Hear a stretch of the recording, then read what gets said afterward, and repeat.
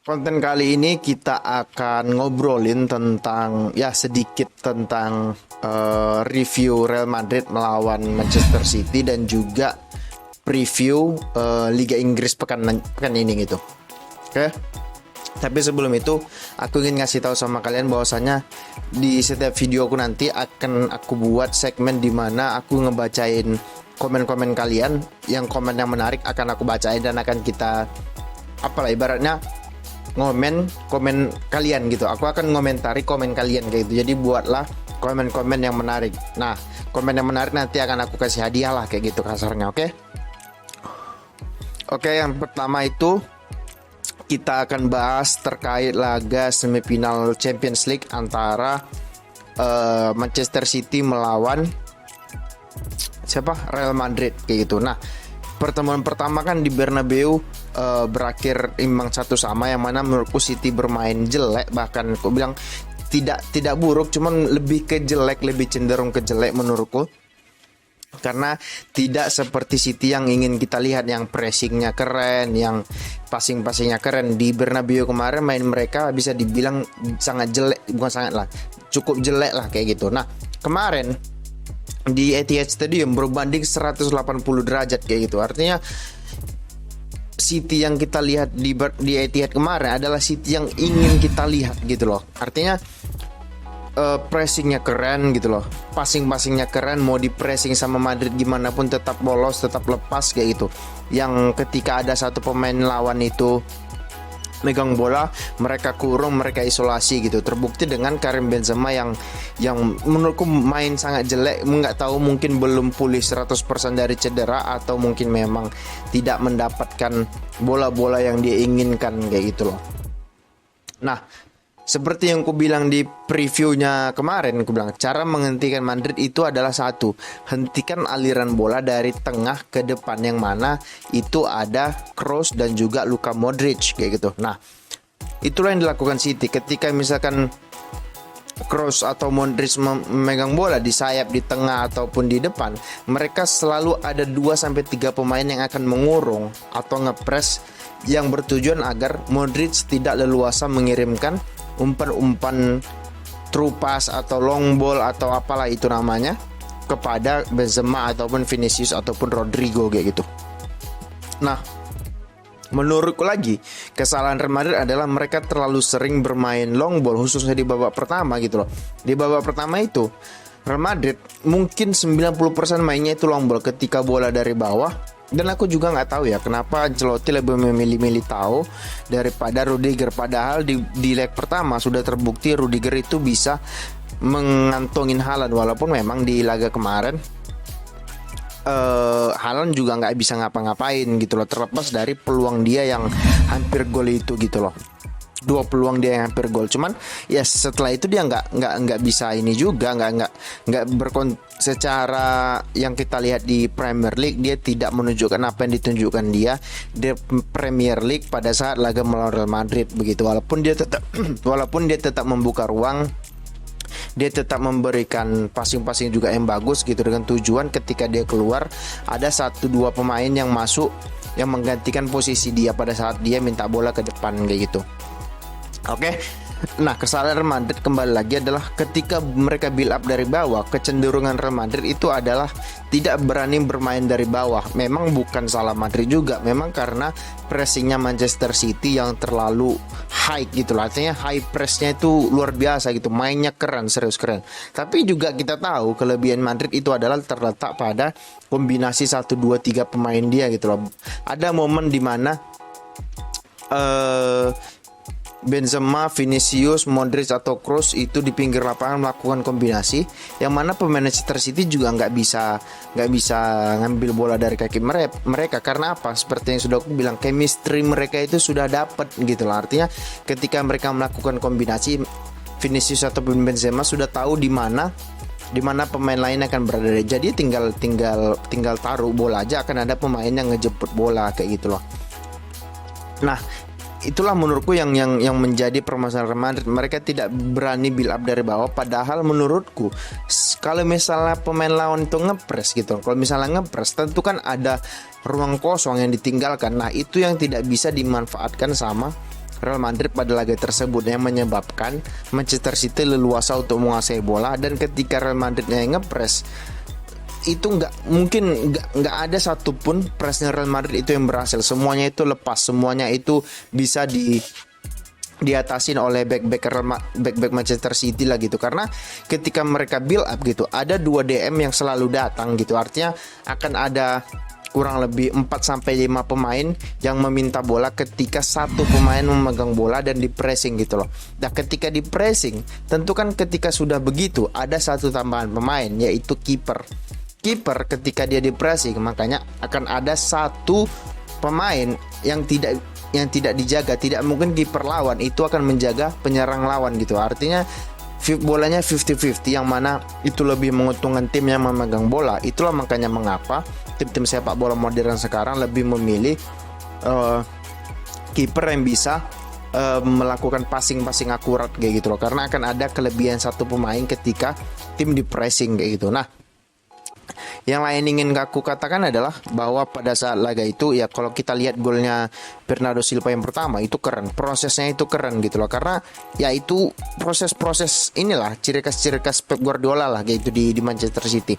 Bola-bola terupas kayak gitu. Dan kemudian Bernardo Silva pintar, dia tidak memilih tiang jauh karena dia tahu tiang jauh sudah ditutup sama Militao atau Alaba ya, sudah ditutup oleh Alaba. Makanya dia pilih tiang dekat dan itu gol. Dan menurutku itu layak 1-0. Bahkan menurutku sebelum 1-0 itu, bahkan Madrid kalau unggul 3-0, Manchester City unggul 3-0, aku nggak heran gitu. Karena 2 peluang Haaland sebelumnya itu kan nyaris berbuah gol kayak gitu. Cuman ya Courtois memang ya bukan salah satu. Menurutku sekarang kiper terbaik dunia itu ya Courtois gitu. Karena refleksnya keren, bisa mengalirkan bola dari belakang kayak gitu. Nah, gol kedua juga kan sama, hampir prosesnya kan sama, cuman dari sudut yang berbeda. Kalau gol pertama itu dari sudut kanan, gol kedua itu dari sudut kiri, yang mana Gundogan melepaskan tendangan deflected. Kemudian di situ ada Bernardo, dia sundul ya dan ke pojok gawang 2-0 gitu loh. Nah, menurutku pada saat 2-0, ini Madrid akan bangkit nih seperti pada saat melawan Liverpool gitu, yang mana mereka ketinggalan 2-0 terlebih dahulu, kemudian mereka berhasil membalikkan keadaan menjadi 5-2. Cuman ya it's different cake gitu loh. Madrid Manchester City, Liverpool pada saat ini yang sedang terpuruk, sedangkan Manchester City dengan 3-2-4-1-nya menurutku belum ada sih tim yang bisa melawan formasi 3-2-4-1-nya Manchester City. Karena ketika mereka build up dari belakang, akan ada begitu banyak pemain di tengah, minimal ada 6 pemain di tengah gitu loh. Artinya mereka akan memenangkan bola di tengah, yang mana tengah itu adalah sentral dari permainan yang akan mengalirkan bola ke depan gitu. Jadi itulah penyebabnya mengapa mereka sulit untuk di pressing gitu loh. Ya kalau memang mau ngepres si City, memang harus betul-betul terorganisir, yang mana menurutku yang bisa ngepres itu cuma satu tim, yaitu Liverpool gitu. Cuman Liverpool lah menurutku yang bisa ngepres Manchester City. Cuman sayangnya Liverpoolnya musim ini sedang berada underperform kayak gitu. Oke. Itulah kalau kita mau bahas laga terkait dengan Manchester City melawan Real Madrid. Ya, laga sebelahnya Milan lawan Inter Milan, yang mana Inter Milan iya kali bisa Inter Milan menahan Real Madrid gitu loh, tanpa mengurangi rasa hormat terhadap Inter Milan. Ya menurutku masih levelnya masih dia 2 level di atas City masih lah. Menurutku ya finalnya nggak seimbang sih menurutku gitu loh, ngerti gak? Oke, kita tinggalin laga Manchester City melawan Real Madrid. Selanjutnya kita akan masuk ke laga preview Liga Premier, yang mana cukup menarik gitu loh, yang mana minggu ini akan menjadi minggu penentuan City juara atau tidak, atau posisi 3-4 masih cukup menarik, akan direbutkan oleh MU, Tottenham, Newcastle, bahkan Brighton masih punya kesempatan untuk masuk dalam zona Liga Champions kayak gitu. Oke. Nah, laga yang pertama itu ada Tottenham Hotspur Spurs melawan Brentford. Nah, Spurs ini kan ya aku kembali lagi bilang Spurs ini terlalu mengandalkan Kane dan Son. Jadi ketika Kane dan Son itu sedang jelek gitu loh, nggak ada pemain yang bisa ngegantiin gitu. Bahkan musim ini Son itu jelek gitu loh. Artinya jelek dalam artian tidak sebagus musim lalu. Kalau musim lalu kan ya, untuk karir seorang Son Heung-min menurutku itu adalah sebuah pencapaian yang luar biasa karena dia bisa menjadi top skor top skor Liga Inggris gitu loh, bersama Mo Salah ya, atau Mane, bersama Mo Salah sih kayaknya. Bersama Mo Salah menjadi top skor Liga Inggris. Nah, pada musim ini nggak tahu apa yang terjadi, Son mendadak kolaps penampilannya gitu loh. Cuman ya kembali lagi, Tottenham, aku nggak pernah lihat Tottenham ini main menyerang gitu. Artinya mungkin di zaman Pochettino itu juga so-so gitu loh, tidak terlalu yang menyerang kali gitu. Artinya tetap mengandalkan reaction football.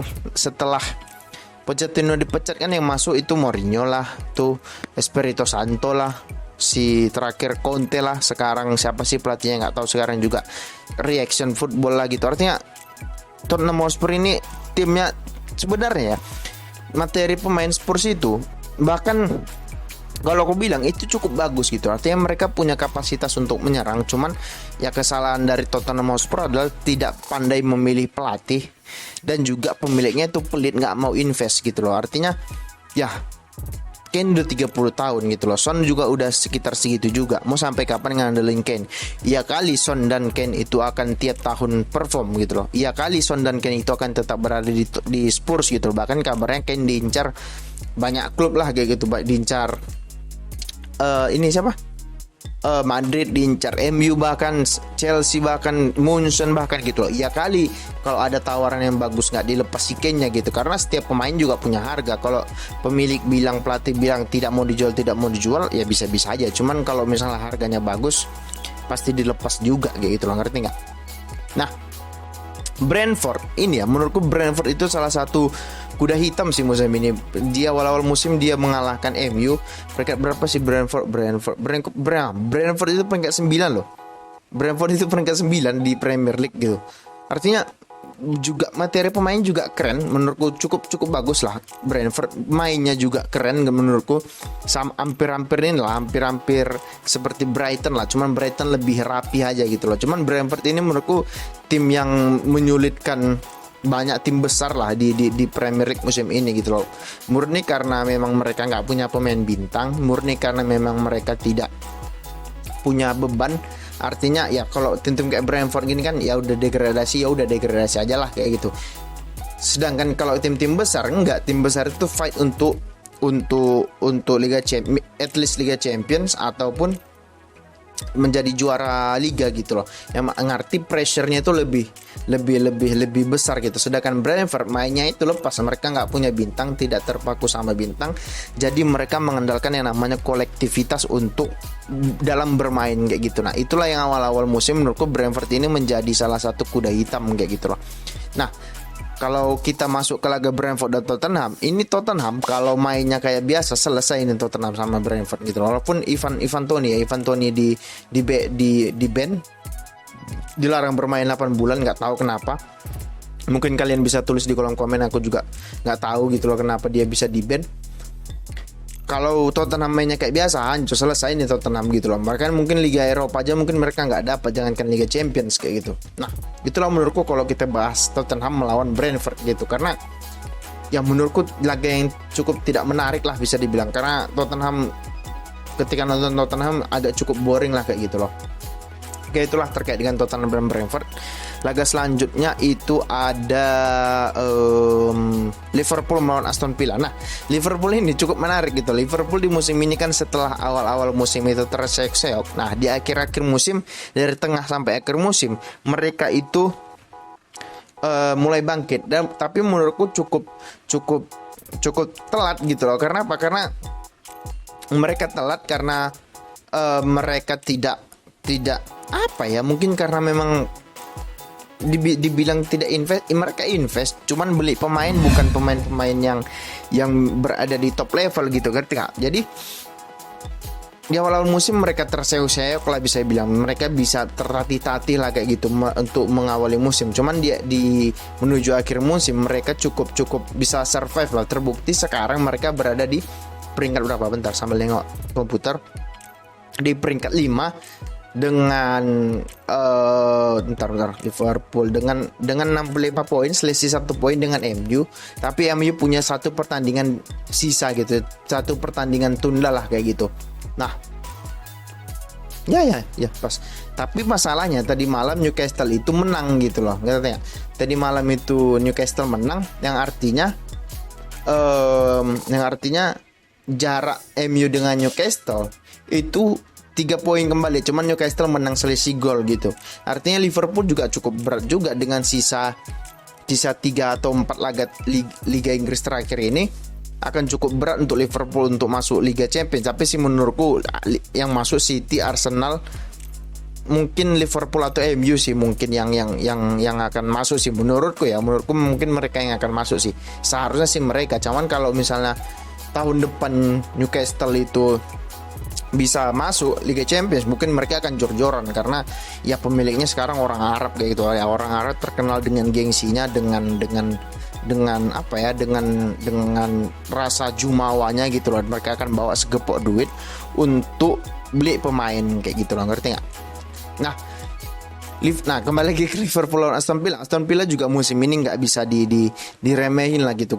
Ya memang bermain di bawah Unai Emery memang tidak selalu bermain bagus, cuman mereka bisa kadang ada 1-2 momen mereka bisa cetak gol dan menang kayak gitu loh. Nah Liverpool juga better lah setelah Alexander Arnold dijadikan DM ketika build up, menurutku cukup baik lah karena Klopp sadar bahwasanya ini pemain bertahannya itu kurang, jadi dia disuruh sebagai distributor bola aja gitu loh, sebagai orang yang mendistribusikan bola, yang mana dia memiliki passing yang akurat, passing yang bagus. Makanya aku berani bilang mungkin lebih baik Liverpool itu tahun depan beli back kanan daripada beli striker ataupun back ataupun gelandang gitu loh. Karena gelandang buat saja si Alexander Arnold di tengah menemanin Fabinho, kayak menemanin siapalah Henderson, kayak yang penting jangan buat dari kanan karena dia selalu menjadi titik lemah dalam beberapa tahun terakhir, khususnya musim ini aja deh kayak gitu. Maka dia beli back kanan, Arnold pindahkan ke tengah seperti misalnya dulu di kalau dulu yang sering melakukan itu adalah Munson dengan Joshua Kimmich-nya gitu loh. Bisa juga dia sekali-sekali main di kanan kalau misalnya bek kanan cedera ataupun lagi ada perform, bisa aja. Cuman kan bisa di rolling kayak gitu loh, ngerti nggak? Nah itu sih menurutku si Liverpool juga punya. Liverpool sih nggak boleh lepas pertandingan ini kalau Liverpool ingin masuk Liga Champions ya. Kalau mereka nggak mau masuk Liga Champions ya, alamat kapal lah sudah kayak gitu loh. Oke, laga selanjutnya itu ada Bournemouth lawan MU. Nah, Bournemouth ini juga menurutku salah satu tim yang bermain cukup bagus, bukan bagus, cuman cukup bagus karena kembali lagi mereka tidak punya pemain bintang. Jadi apalagi mau diandelin, mereka mengandalkan kolektivitas, mengandalkan fighting spirit. Cuman masalahnya apakah Bournemouth masih sengotot itu dalam bermain, karena mereka nggak punya kepentingan lagi dalam Premier League musim ini. Mereka sudah dipastikan akan berlaga lagi di Premier League musim depan. Mereka tidak fight untuk Liga Champions, tidak fight untuk Liga Eropa, dan juga tidak fight untuk degradasi. Jadi mereka mungkin akan bermain lepas saja, mau kalah 1000-0 juga nggak masalah gitu loh. Cuman masalahnya apakah Bournemouth akan sepasrah itu melepas pertandingan ini, ataukah Bournemouth itu akan berusaha memenangkan pertandingan kayak gitu loh, ngerti nggak? Nah, menurutku apa yang harus dilakukan MU gini, permasalahan MU kembali lagi adalah tidak bisa build up gitu loh. Sembal aku sering bilang, karena apa? Karena De Gea yang tidak bisa mengalirkan bola sebagus seperti kayak Alisson, kayak Ederson, kayak Courtois gitu loh. Mungkin sebagai defensive goalkeeper dia keren, one of the best gitu, bahkan kiper terbaik sebagai defensif untuk mengandalkan refleks. Cuman itu aja nggak cukup. Nah menurutku kayak gini, mungkin musim depan MU harus beli kiper yang bisa build up sebagai pengganggu De Gea, agar De Gea juga tidak nyaman dalam posisinya gitu loh. Karena sekarang De Gea menurutku terlalu nyaman dengan posisinya karena semua pemain itu harus merasa ada saingan. Dia merasa terlalu nyaman dengan posisinya, sehingga mungkin ada pikiran dia bahwasanya dia tidak harus berlatih keras karena toh yang aku main jelek, aku blunder, tetap dimainin juga. Nah, hal kayak gitu kan nggak boleh ada di benak para pemain gitu. Nah, menurutku seharusnya memang MU harus beli kiper lagi sih yang bisa build up. Hitung-hitung juga De Gea sudah memasuki usia 332 ya musim ini.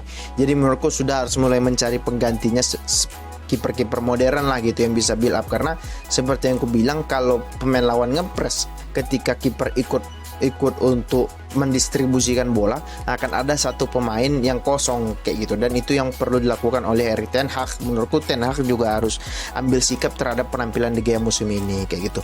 Nah, dan yang lain lagi menurutku terkait dengan MU, ya seharusnya sih MU harus ambil ini sih. Mungkin karena apa? Karena Bournemouth juga udah nggak, kayak yang aku bilang, udah nggak punya kepentingan lagi di Liga musim ini. Mereka tidak fight untuk Champions, tidak fight untuk Liga Eropa, tidak fight untuk apa ya, untuk degradasi. Jadi mereka memainnya nothing tulus aja gitu, nggak ada beban, mau kalah 1-0 juga nggak masalah gitu loh, ngerti gak? Jadi yang menurutku MU harus ambil ini 3 poin untuk tetap menjaga jarak dari Newcastle maupun dari Liverpool yang lagi nguber kayak gitu loh. Oke, itu terkait dengan MU, nggak banyak juga yang mau dibahas. Laga selanjutnya adalah laga Nottingham Forest lawan Arsenal. Gini. Arsenal menang pun 5-0 gitu, kasaran 5-0 lawan Nottingham Forest. Kalau City menang lawan Chelsea 1-0 aja, nggak ada gunanya juga menang 5-0 itu, karena City akan dipastikan menjadi juara, karena dari sisa 3 laga terakhir bisa dipastikan Arsenal tidak akan bisa ngejar kayak gitu loh.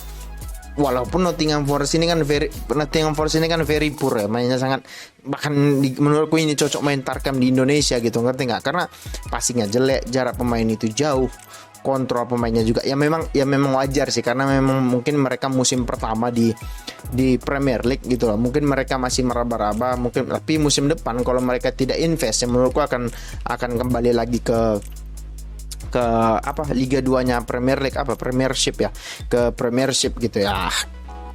Kembali sangat disayangkan sih, karena Nottingham Forest punya sejarah yang cukup bagus di Eropa maupun di Liga Inggris gitu loh, ngerti gak? Nah, selanjutnya terkait dengan Arsenal juga, aku sangat menyayangkan lah menurutku, karena dari awal aku bilang kayaknya Arsenal lah yang juara, karena seluruh ciri-ciri, seluruh kriteria tim yang akan juara itu sudah dimiliki Arsenal gitu. Kayak misalkan bola gimana pun gol gitu, ketinggalan berapapun bisa nyusul, bisa comeback kayak gitu. Spirit pemainnya itu ada, pemainnya tidak banyak cedera gitu, banyak dapat penalti, jarang dapat kartu merah. Semua kriteria itu mereka dapat. Cuman setelah pertengahan musim sampai akhir musim, mereka mengalami kemunduran. Mereka banyak seri lah, banyak kalah lah gitu. Yang artinya yang seharusnya mereka berharap pada diri sendiri untuk juara, jadi mereka berharap kepada tim lain agar mereka juara gitu loh. Yang mana mereka sudah unggul 8 poin bersih lawan City, kemudian sekarang mereka kalah berapa poin sih jaraknya? Bentar. Jarak mereka itu sama City jarak 4 poin, bahkan kalau City menang jarak 7 poin gitu. Yang seharusnya seharusnya mereka unggul 8 poin, kemudian di comeback sama City menjadi 7 poin jaraknya kayak gitu. Artinya dengan City di atas gitu, di comeback gitu. Kita kan menyedihkan, sangat menyakitkan lagi gitu. Yang mana mereka sepanjang musim fight untuk gelar juara gitu loh. Yang artinya Odegaard sedang dalam top performnya, Martinelli yang menurutku ya biasa-biasa aja, cuman lagi bagus-bagus aja musim ini. Bukayo Saka lagi bagus, Ramsdale lagi bagus gitu loh. Bahkan Granit Xhaka yang sudah berapa tahun sih, dia 6-7 tahun mungkin di Arsenal, yang mainnya itu kayak mayat hidup gitu loh, ngerti nggak? Musim ini mendadak menjadi bagus, passingnya terupas kayak gitu loh, jarak antara pemain dekat. Itulah yang menurutku kenapa aku bilang seharusnya Arsenal yang juara musim ini. Cuman fakta berkata bahwasanya Manchester City lah yang layak menjadi juara berdasarkan permainan mereka kayak gitu loh, ngerti gak? Nah, ya kembali lagi, apalagi yang mau dibahas dari Arsenal dan Nottingham Forest, ya udah ini aja lah, udah nothing tulus saja. Dan juga Nottingham Forest juga kayaknya udah selamat dari degradasi sih kayaknya. Nottingham Forest 34 poin 31 ya. Kalaupun mereka kalah di pertandingan ini belum tentu juga mereka masuk zona degradasi juga belum gitu. Jadi ya menurutku kalau misalnya ini imbang, Nottingham Forest yang senang gitu loh, ngerti nggak? Jadi ya menurutku ya kembali lagi aku bilang menyedihkan sih kasusnya Arsenal, tapi nggak, masih seperti yang aku bilang, musim ini akan menjadi musim terakhirnya Arsenal menjadi top tim di Premier League. Karena apalagi kalau musim depan Newcastle invest gitu loh, MU dibeli Qatar pasti invest, terus City apalagi gitu, kalau misalnya mereka juara Premier League ataupun Champions League pasti invest, Liverpool pasti invest kayak gitu loh, Chelsea lagi pasti invest kayak gitu. Jadi ya Arsenal apa mau diharapin dari Kroenke yang pemilik pelit kayak gitu, ya udah alamat kapal aja, udah kayak Tottenham Hotspur lah kalian, yang mana ada musim dimana mereka seharusnya juara tapi mereka tidak bisa juara, yang mana Chelsea keluar sebagai juara dan terlihat mereka tidak bisa fight lagi untuk gelar juara kayak gitu loh. Oke, bye Arsenal, gajahnya sudah turun, masuk slowan gitu loh. masuk slogan gitu. Oke, yang terakhir itu ada Manchester City lawan Chelsea. Di atas kertas seharusnya laga yang cukup ini ya, di atas kertas ya laga yang cukup menarik, laga yang cukup seru. Cuman pada kenyataannya ya kalau bisa aku bilang sekarang City dan juga Chelsea, ya City ada di dua level lah di atasnya Chelsea gitu, karena berdasarkan permainan gitu. Gila loh, aku kok sebagai fans MU cukup bukan iri sih, cukup ngeri melihat cara bermain City gitu loh. Karena dengan formasi 3-2-4-1 nya bisa berubah di permainan, bisa berubah menjadi 3-4-3, bisa menjadi 4-4-2, bisa jadi 3-5-2 gitu, bisa menjadi 4-3-3, 4-2-3-1. Cukup fluid gitu loh. Mereka ketika di pressing mereka lepas, mau gimana pun caranya pressingnya pasti mereka lepas gitu loh, ngerti gak? Jadi menurutku agak sulit. Aku nggak tahu, mungkin cara mengalahkan City satu-satunya berharap pemainnya blunder gitu aja gitu loh. Selagi semuanya berjalan normal, menurutku nggak ada satu tim pun yang bisa mengalahkan City musim ini gitu loh. Karena dengan Haaland di depan lagi gila-gilanya, dengan Ederson musim ini lagi gila gitu loh, dengan Bernardo Silva lagi gila, bahkan seorang Grealish gitu loh yang menurutku menjadi flop musim ini juga menjadi gila gitu ya. Jadi semuanya ya kembali lagi aku bilang itu karena proses kerja dari tim gitu loh. Karena mulai dari atas sampai ke bawah itu orang-orang yang profesional semua gitu loh. Mulai dari pemilik, CEO, direktur olahraga, pelatih, pemain sampai pemain cadangan adalah orang-orang yang top semua di posisinya kayak gitu. Yang artinya ketika sistemnya sudah betul, secara kerjanya sudah baik, ya udah ke bawah-bawahnya itu akan menjadi baik juga. Itulah yang menjadikan City seperti sekarang ini, yang mana kalau City menang, atau nggak usah menang lah City, atau Arsenal kalah aja lawan Nottingham Forest, pasti sih udah City nggak perlu main lagi lawan Chelsea. Ya udah lawan siapin pemain untuk ini aja lagi, untuk final FA dan juga Liga Champions aja lagi gitu. Ya udah pasti juara mereka kalau Arsenal dan Nottingham Forest itu, Arsenal kalah dari Nottingham Forest gitu. Cuman ya kembali lagi aku bilang menyedihkan sih, cukup menyedihkan. City yang awal-awal musim juga tidak sewah sekarang gitu loh, juga sering melakukan blunder. Cuman ya akhir-akhir ini mereka perbaiki dengan 3-2-4-1 nya, yang mana menurutku salah satu strategi paling baik yang pernah ada di dunia. Ya layak sih mereka juara kayak gitu loh. Oke, itu dulu terkait dengan preview. Ya, jangan lupa di komen, karena nanti ada segmen aku akan baca-bacain komen kalian, dan komen yang akan menarik akan aku bacakan dan akan aku komen. Kalau misalnya bagus akan aku kasih hadiah. Oke, terima kasih dan ciao.